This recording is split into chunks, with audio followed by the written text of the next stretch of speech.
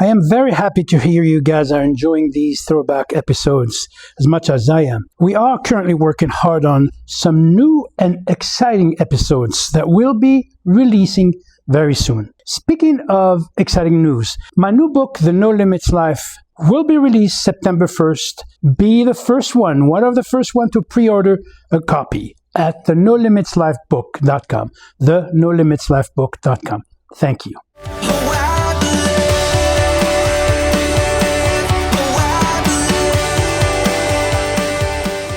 Hello and welcome to another powerful episode of the No Limits Life podcast, where we go beyond surface level motivation and dive into real transformation. I'm your host, Nordine Zouareg, and I'm grateful you're joining us today. As always, we begin with a quote from today's No Limits Life 60 Seconds Daily Boost. True greatness is not measured by what you've conquered, but what you've uplifted. The highest impact is made not through power, but through purpose. Let that settle in for a moment. And that quote couldn't be more fitting for today's guest. He is a man whose life is a powerful testament to purpose-driven success, a visionary leader, generous philanthropist, and transformative force in both business and community development. From humble beginnings to becoming a trailblazer in real estate, he founded HSL Properties and has overseen more than $2.5 billion in real estate assets across the United States. But what truly sets him apart is how he's used that success to uplift others. Founding the H.S. Lopez Family Foundation, contributing over $20 million to causes in health, education, and social services, and creating the groundbreaking Center of Opportunity, a full-service campus offering hope and healing to the homeless. With countless awards, an honorary doctorate, and legacy of leadership, he continues to inspire by proving that true success lies in making a difference. It's an honor to have you here. Who are you describing? I'm sorry, I didn't get that. Humberto Lopez. Oh, God. I can't believe Humberto, it. thank you. Thank you for being here. Thank you. Thank you for the invitation. It's very kind of you to consider me to be one of your guests. And I understand it could be the first one. You are the first one. Is there going to be a second? Hopefully. So before we dive in, Humberto, into the story, I'd love to hear your thoughts on the quote that I've read. How do you personally relate to the wisdom of that quote? You know, Nordine, to me, this quote goes beyond greatness. To me, it's achievement. It goes beyond greatness and achievements and victories. It suggests that real significance lies in the ability to uplift others. Mm-hmm. I'm a true believer in that. Helping others, mentoring others, helping them get along, helping them define their passion, getting them to a place where they're going to be comfortable in life and live a happy life. And this is what I've discovered in you. When I first met you, it was I believe you were speaking one morning at the Ore Valley Chamber of Commerce. I found that the way you care about the community and for human being as a whole is just fascinating to me. Well, I don't know what I said back then that inspired you, but yeah, you've said we a did lot. Get to meet about 10, 12 years ago. You've said a lot about, that was actually 11 years ago. Mm-hmm. You've said a lot about helping the community and making a difference in creating life-changing programs, such as the Center of Opportunity that you just created. I think it's 2 years old or 3 years old. No. We celebrated. It's 5.5 years old since we opened. Yeah, I remember. I bought the property back in 2017. Yeah, I remember volunteering at the cafeteria or the restaurant. Yes, you were. It's an incredible place. You were a waiter. Yeah, I was. I was waiting for people. That's correct. I'd like to take a deeper dive into kind of your story. Was there a specific turning point in your life when you realized your mission was greater than your personal achievements? I think it came as I got older and matured. Because when I was growing up, I grew up on welfare and didn't know that there were rich people out there. So I don't know. Just as I matured and developed, Did you grow up here in Tucson? I grew up in, my first 12 years, I grew up in Ciudad Obregón, Sonora. Oh, wow. I Okay. came to Nogales when my father passed away at the age of 12. I was the oldest of 6. My father died without a will, so consequently, before we knew it, we were living in welfare, moved in with our grandmother and my mother's brother. So there were 3 adults, 6 children, 1 bathroom. So Oh, my God. So at what point did you come to this country then? at the age of 12, 1957. Wow. Okay. And then that was just your mom and the kids then that made Exactly. I was the oldest, 12. My youngest sister was a year and a half old at that time. Well, and was it from here to Tucson or from there to No, Tucson? from there to Nogales. Oh, That Nogales. was where my grandmother was living.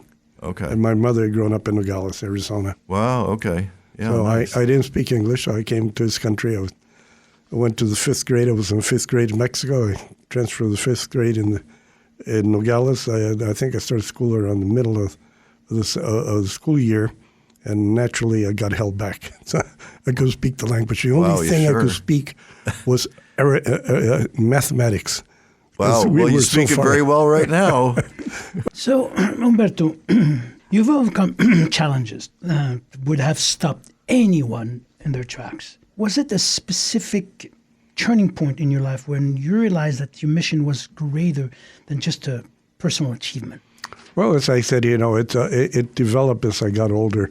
When I started working at the age of 12 selling newspapers to help my mother, I used to give her, I was making $1 at the time, and I give her the whole dollar. As I got a little older and went around knocking on doors, I gave her whatever I earned. And as I got in high school, I was able to keep a little bit of money. I was working full-time. I go to school from 8 to 3 in the afternoon. I run to the grocery store. And worked from 3:30 by the time I got there to about 10:30. Then I got home at 11. I was making $44. So I was working 40 to 44 hours a week. So I was making $1 an hour, making $44, let's say. I give my mother $40. I keep $4 to myself in spending. So I guess I got used to helping others at a very young age because I needed to help my mother with whatever the needs were at the house. I mean, 6 children. My grandmother and uncle didn't help out. And, I started reflecting. Just recently, I had a meeting. I've got a group of friends that we get together once a month. We've been getting together for the first 35 years. It's like a forum, my own personal forum in Phoenix. They were all YPOers, Young President Organization that we belonged to many years ago. So we decided to stay together. And so at the beginning, we used to talk about business issues. If you had a business idea you presented to the group, they would give you the critique, they give you ideas. And then as we transitioned and got older, today it's all about health issues, state planning, family issues, and so forth. So one of the issues that was brought up was that what influence, years ago, was what influence did your father have in your life? And this last one was, what influence did your mother have in your life? I started reflecting as to what influence my mother had in my life. And, I couldn't recall any because my mother, and I started going back, why is it my mother didn't graduate from high school, nor my uncles and aunts? And it turns out that their father passed away also at a very young age, and it was during the Depression. So they all had to go to work. So none of them ever had any high school. I was the first one in the family that graduated from high school. So my mother, the influence, which is good, being a good mother, taking care of the children, because she couldn't really guide me as to going to college, going and finishing school. So I pretty much brought it upon myself. And it all happened one time when she was on the line back in those days. They used to give you the food stamps. Instead of giving you food stamps, you used to go out and get your groceries, and we walk out with boxes of groceries. Same thing. We ate month after month of the same groceries. It came to a point that I don't eat any of that food we're eating. So what back kind then. of food can you not stand to eat anymore because of that? Well, it comes in a little can, Spam, for instance. Oh my God, Spam. Yeah, I could see that get old pretty fast. So my mother's standing there in line, and since she had grown up in Nogales and she was working one of the, back then it was Crust, and I guess she knew, she was, at that time the community had to be very small because when I got there, I think the population was about 10,000. So when she grew up, it must have been a lot smaller. So she knew people there, and she was embarrassed that all of a sudden she comes back from Mexico. In Mexico, we were middle class. My father was a farmer, agriculture. We were doing very well, had a very nice house, new cars, had a little ranch. I remember having a horse, and then all of a sudden we find ourselves without any, without anything. So my mother's standing there. She has her head bowed down, embarrassed, thinking that somebody might recognize her. And I'm holding her hand. And I told her, Mom, one day I'm going to take care of you. And I did. That's awesome. So that's great. Humberto, one of the questions I wanted to ask you today is that obviously you look young. There's a secret behind that. And I want listeners to tell us or to hear what you have to say about how you keep in shape, because you mentioned something earlier that struck a chord when you said that you wanted to be able to help others. It can't be possible without helping yourself, without doing the things that you need to be doing in order to help others. What are those things? Well, you cannot do anything about genes. I happen to have good genes. But, unfortunately, my mother did not have good genes, and my father did not have good genes. But, I got the good genes. But nevertheless, I've always taken care of myself. I watch what I eat. My waist is the same as it was when I graduated from high school. I'm still at 32. I weigh the same as I did. I was very skinny in high school, but I gained weight when I went to college. So I weigh the same as I went to college. Did you put yourself through college? Oh, yes. Did you really? Sure. So you were working and paying for school? Yes, absolutely. Wow, okay. Yep. So anyway, I have always maintained what I've done all my life. I weigh myself every day. If I go up 3 pounds, I know what to do to get back to the 175. And then, of course, I work out. You're my trainer. You've been with me, I don't know, for the past 10 years. I've been coaching you for a while, yes. Yep. And I don't love it. Don't think as when I go in there that I love working out with you. Yeah, I remember doing this a talk one day. There was this gentleman, he must have been 30 years old, buff and showing off, and he said that I brought up the subject of how hard it is to work out, and he said, "Oh, I found it very enjoyable," and I said, "No, that's bullcrap. Nobody enjoys working out. They enjoy the aftermath of the workout, not the workout itself." So another thing that I wanted you've been in business and successful men for a long time. Yes. And I was mentioning before in other podcasts, when the question was brought up to me, how do you get to the top and stay at the top? And I always said this, it's very lonely at the top, and it's also very windy at the top. The wind of life blows. And if you don't have resilience, that is strength in mind and body, it's just a matter of time before you fall back down. So tell us, how do you stay strong at the top of the mountain? I read 2 books that influenced my life. One of them was Dale Carnegie. I'd stop worrying and start living. There we go. That's a good one. And because I was a very shy kid. I never dated. Well, first of all, I didn't have any time. Dedicated your life to that. Absolutely. And I remember one time back in those days, the dances used to be at the gymnasium. The girls would sit around in chairs, and the boys would go out and ask them to go out to dance. I remember being turned down. And I felt so darn embarrassed. I thought everybody had seen me. I walked back with my tail in between my legs and didn't ask anybody else to dance. So when I graduated, I decided, I've got to change my attitude. I've got to be open and not be afraid. What is there to be afraid of? So this book helped me, open me up. And it's what I got from that book that I use throughout my life, and I still do. I always determine what is the worst that can happen in any situation. It doesn't matter if it's business, personal, or whatever the situation may be. If I cannot accept the worst that can happen, I won't do it. And if I move forward and it happens, I'm okay. So today, I'll be okay being turned down.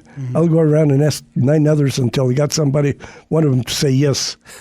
So, Absolutely. You know, what I was referring earlier into talking about harmony and creating the harmony between the mental, emotional, physical, and spiritual aspect of your life is that you embody this. You do that. You've been doing this for a long time. You know, you and I work together, yes, and I keep on telling you, you know, that your biological age is not the same as your fitness age. And you keep on telling me, oh, yeah, you say that. Well, no, the reason I say that is because you told me I look like 50, but I feel like 30. But, you know, again, that is part of resilience. You know, I remember my dad when I felt sad, and he would say, lay down. So I would lay down. He would say, tap the ground. Tap the ground. He says, this is how low you can go. There's nothing else. Now stand up. I would stand up. You say, how hard that was? It wasn't hard.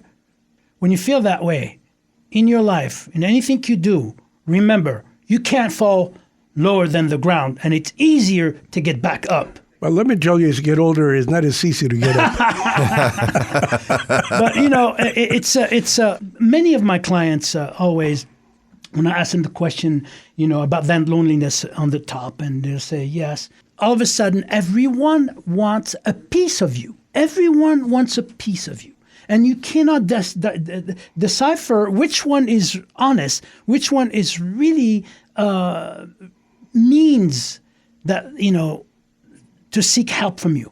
There's so many people that are there for the wrong reason. So how do you filter out all of these individuals who want a piece of you? Well, you know, I don't try to judge people. So I'm busy all the time. I help and give advice to whoever asks my advice. So I'm not going to judge if they're looking for what their interest may be. It's none of my business, you know, but it's if they have a problem, it's their problem and not my problem. Consequently, I don't judge them. So whoever comes to me for whatever the reason may be, I'm going to meet with them. I'm going to give them my advice. I'm going to give them the help I can give them. I won't give them money if I don't think if I don't think I'm going to get paid. And if I do give money and it's a friend that's asking me for a favor, they consider a loan, but to me it's already a gift. They can't pay me, that's fine. I'm not going to bother them. I'm not going to be. You know, I love this about you, not judging people, but you are a good judge of character, though. Well, yes, but even though I'm a good judge of character, I am not going to embarrass anybody by putting them down and saying, you know what, I don't like your behavior. I don't like what you stand for. It's their own business. So The very fact that you have built this center of opportunity where I have the opportunity to serve there, when I go there and I see all these people that are being helped, you know, without that center, without the people that are working there, you know, on a daily basis, it wouldn't be possible, you know. So you're giving so much out there, and I believe that you're thinking of creating other center of opportunities elsewhere. So tell me about what is that passion that you have deep within you that allows you to do such a thing? Well, you know, I've been a giver all my life, and let me tell you, every time I give $1, my net worth has gone up a couple of dollars, so I get to pay back all the time. Live gift to the givers and takes from the takers. Yeah, there we go. My wife and I have pledged we're going to give all our money away. It's going to go to the foundation. The foundation will continue for many, many generations, hopefully. It's a lot of money is going to be given. And during my life, I'm doing the best to be able to give and get the you know, I get a great benefit, inner benefit, when I give money away. I feel very good helping others. The center of opportunity goes back to the fact that I've been giving forever. And what happened there is that many years ago, I was in Phoenix and had an opportunity to go visit. It was called CAS, Central Arizona Social Services. It was a homeless shelter, and it looked like a homeless shelter. The outside, it was close to the capital in Phoenix, and destroyed the whole neighborhood. Because what would happen, these homeless would come in, get their meals, then they go outside the fence, and they wait for the next meal. And those that to stay overnight the same way at 8, 9 o'clock when they had to leave, they wait outside. So they started camping outside. So it's a complete homeless shelter. What I did like about what they were doing there is they were providing 9 different services. So I don't know what happened. It was God's intervention, I guess, because when this hotel, the Holidome, which later on was the Radisson, originally was a convention hotel that was built in 1984. It was the first convention hotel that was built in Tucson. It was a 301-room hotel on 8 acres, about 25,000 square feet of public space. When that came up for sale, I immediately jumped and bought it. I bought it and closed in 10 days. With the idea, and in between, and the reason I did that is that I was going to build a homeless shelter where these people would be treated with dignity, respect, and love, and also help them and that's what get I love back about, up on their feet. About exactly. what you're doing, because I volunteer there, as I said, and I can see that spirit. Yeah, but let me go beyond that. So the idea was to bring all these nonprofits that were operating throughout the city into one campus. Yeah, that was the nucleus. That was my main object, to be able to get all these nonprofits that were spread out throughout the city. That were already providing the service to the homeless, but these people don't have the ability to go from one appointment to another. They're walking, they're on bicycles, public transportation. So putting them into one center, one campus, would provide all the services that were needed to get them back and rehabilitate. all in one place. All in one place. And is it successful? It is tremendously successful. Absolutely, yes. Absolutely. So then what I did is I started interviewing a number of different nonprofits, because what do I know about running a homeless shelter? So I interviewed a number of nonprofits that were already dealing with the homeless. And I was turned down by every one of them, except for Gospel Rescue Mission, who were doing that to a lower. Yes, they were doing that to a lower extent. They had a 55-bed facility, and they were providing, I think, about 9 different services. And they were at that time they were looking to expand. And when they came in and saw the facility, they couldn't believe what they were seeing. Because they were trying to build a little facility. It's one of a kind. So I named the Center of Opportunity with the idea that hopefully one day these centers would be built throughout the country. Not that I would be building them, but building a model where others, the philanthropists, could do the same that are doing here in Tucson. And we're now doing that. As a matter of fact, we're working with the governor of Kentucky, and also there's a city in California. So we're going to help them develop what we've developed out here. So my idea then at that point, the Center of Opportunity has been registered throughout the country. So once we have a number of centers, I'd like to have an organization that brings them all together and share best practices. So hopefully that's the next stage of the Center of Opportunity. Outstanding. This is amazing. Like I said, I've seen it. It's very successful, yes. And you're doing a fantastic job. So for those listening today who feel like they're meant for more but are unsure how to step in that calling, so to speak, what advice would you give them to start living on purpose, a purpose-driven life? Well, first of all, I think you have to identify what is it you like, what is it that makes you happy, what is it that you enjoy, what's your passion. Once you define what your passion is going to be, a lot of people think that success is defined in wealth. I tell them, no, success is not defined in wealth. Success is defined once you find your passion. Once you find your passion, you'll never work your day in your life. Absolutely. I love this. And one of the things that I've seen and I heard throughout my speaking career and my fitness career, so to speak, is people saying, go out there and go get your passion. But unfortunately, you can't go to the store and buy passion in packs of 12. It doesn't work that way. You have to find an activity. List a bunch of activity you like to try, and then the ones that you start liking, you become skillful at it. Once you master the skill, it becomes a passion. So find what you like, an activity that you like, whether it's dancing, singing, bodybuilding, whatever, making money, and like it. You like it enough to become a skill. You master that skill, it becomes a passion. So thank you very much. Making money without the passion. You can't make money. You have to be in the right type of business that you love. People ask me, how come you're still working? So who the heck is I'm working? And I do put probably 80 hours a week. Wow. But I don't call it work. I love what I do. When you love what you do, you never. That's absolutely. One of the things you say. When you love what you do, you never will work a day in your life. Ken, do you have anything to ask Ken? No, but I just wanted to thank you for being our guest. Well, thank you. You have a great story, and you've accomplished so much from nothing, and that's what this podcast is all about. And we hope that you will join us again sometime in the future, because I think you have a lot more to share. I think we're just scratching the surface with you. So I'd love to do that. Yeah. You want to dig a little deeper? Oh yeah. Thank you. Oh yeah. We'll go deeper. Yeah. And to our incredible audience, thank you for being here with us. If today's episode moved you, inspired you, or reminded you of your own strength, please take a moment to like, subscribe, and share this podcast with your friends and family. There's always someone out there in need of these kinds of things. And again, thank you, Humberto. Until next time, keep rising, keep believing, and keep living your no limits life. Just follow your heart. All you gotta do is follow. All you gotta do is follow your heart.